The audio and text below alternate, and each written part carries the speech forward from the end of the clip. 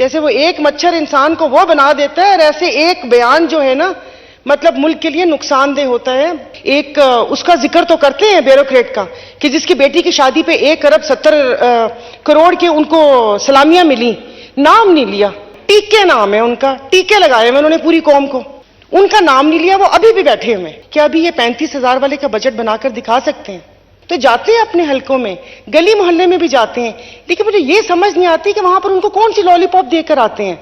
इत्तेहाद में रहते हुए ये काम ना करवा सके तो फिर मेरा तो और बाकी जो इधर बैठे हुए उन सबका तो अल्लाह ही हाफिज है।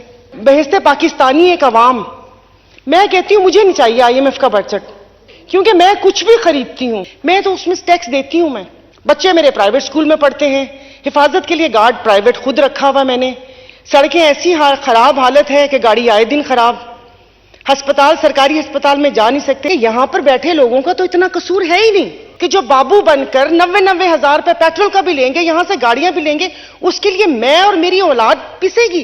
दिल तो चाह रहा है कि कहूं कि आज कुछ कहने को दिल नहीं, ऐसा कीजिए कि समझ लीजिए। तो दिल नहीं चाह रहा कि इस खाली हॉल में, इन खाली कुर्सियों, मेरे कुछ चंद साथी बैठे हुए जो अपनी अपनी स्पीचेस के इंतजार में बैठे हुए, क्योंकि वो जो क्रीम है, अब ये वो क्रीम नहीं है, मैं कोई कुछ और नाम ही ना निकल जाए, वो तो अपनी अपनी स्पीचेस करके चली गई, और मेरे पास कुछ लिखा हुआ भी नहीं है कि मैं स्टार्ट ऐसे लूं कि आप भी स्पीच करके चले जाना ही आपने। इन मुश्किल हालात में तो सब बात ये ना कि सुनने वाले सुने ना।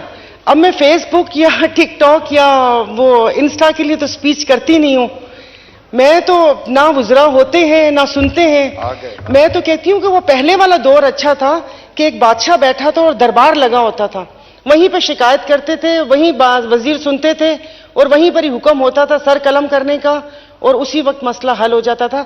अब वो और बात है कि साहिल का सर कलम हो या वजीर का हो, वो दूसरी बात है। तो इस बजट के ऊपर, ये एक मिनी बजट के बाद ये तीसरा बजट है, और मुझे लग रहा है कि जैसे जो बातें करूंगी वो वही रिपीट बातें, क्योंकि कुछ असर तो हुआ नहीं किसी के ऊपर कि इन तमाम मामलात के ऊपर नजरसानी हो। तो देखें तो सर ये जो बजट आया, जरा मैं बजट की इतनी डिटेल में फिगर्स वगैरह की तरफ नहीं जाऊंगी। सरकारी मुलाजमीन की तनख्वाहें बढ़ाई हैं 35%, बहुत अच्छी बात है कि पहले हमने उनकी बेइज्जती की कि ब्लैक मेलर्स यहाँ पर बैठे हुए, फिर उसके बाद हमने 35% तनख्वाह बढ़ा दी। तो उस 35% तनख्वाह तो बढ़ाई है, लेकिन फिर 40% महंगाई बढ़ जाएगी। तो सरकारी मुलाजमीन का तो सोच लिया, लेकिन जो प्राइवेट सेक्टर वाले लोग हैं उनका कौन सोचेगा? इन्होंने कहा कि वो कम से कम जो उजरत है वो 35,000 तक, वो देगा कौन? कि आपने कभी सिक्योरिटी गार्ड्स देखे हैं कि उनको 18-18, 20-20 हजार मिलते हैं और 12-12 हजार उनसे वो क्या कहते हैं बेगार नौकरी ली जाती है? तो उन सबको कौन देखेगा? जो घरों में काम करते हैं, जो प्राइवेट नौकर, ड्राइवर, माली, ये वो, उनकी तनख्वाहों का कौन करेगा? 35,000 वो रखी है। लास्ट टाइम तो मैंने कहा था कि 50,000 वाले का बजट बनाकर दिखा दें। क्या अभी ये 35,000 वाले का बजट बनाकर दिखा सकते हैं?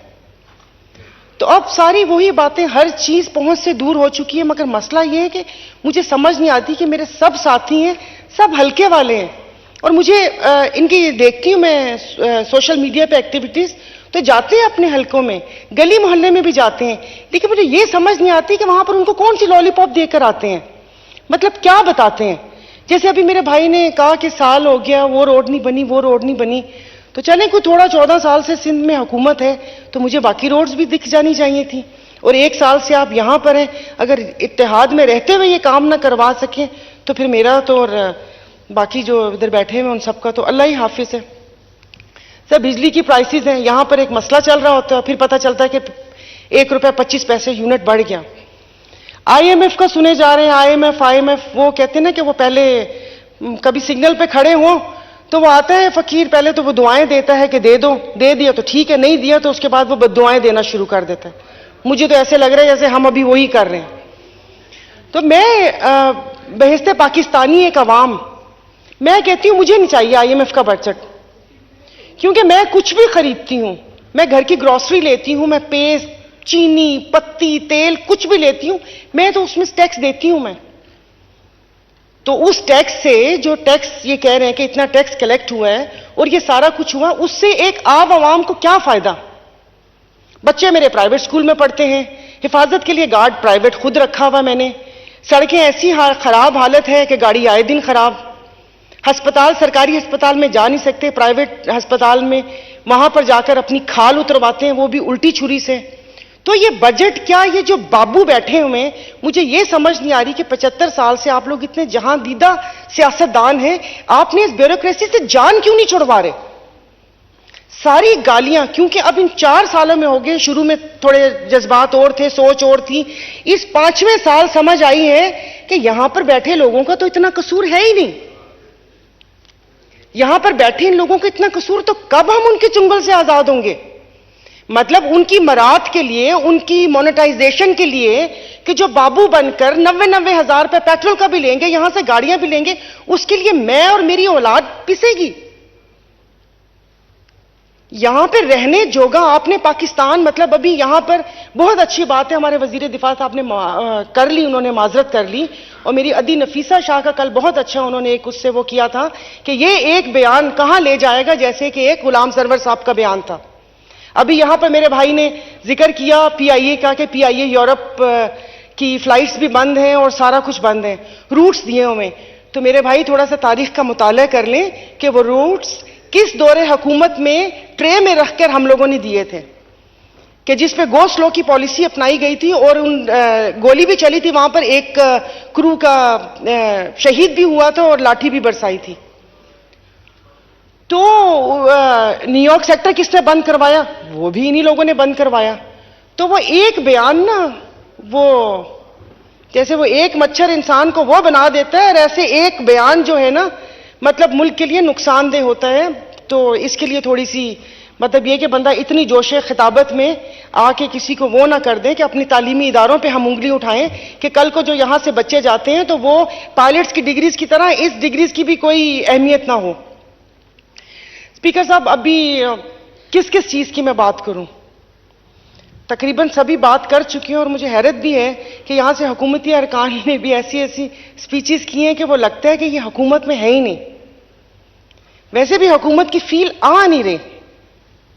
जैसे आप भगार लगाएं या पुलाव का ढक्कन उठाएं तो एक खुशबू आती है और आपको पता चलता है कि हाँ ये बना है।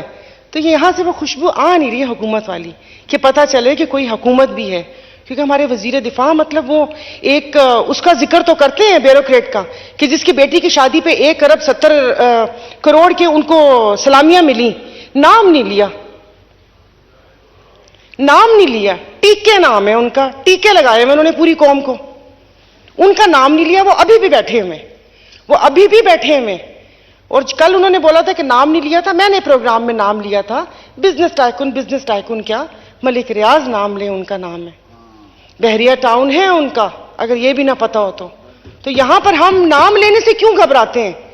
गालियां खाएं हम लोग, जहां पर जाएं वहां पर ये हो कि ये चोर, ये वो, ऐसे मतलब ये कि बेवकूफ बना के कोई भी हम लोगों को इस किस्म के वो कर ले, और फिर हम डरते भी रहे कि हमने उनका नाम भी नहीं लेना।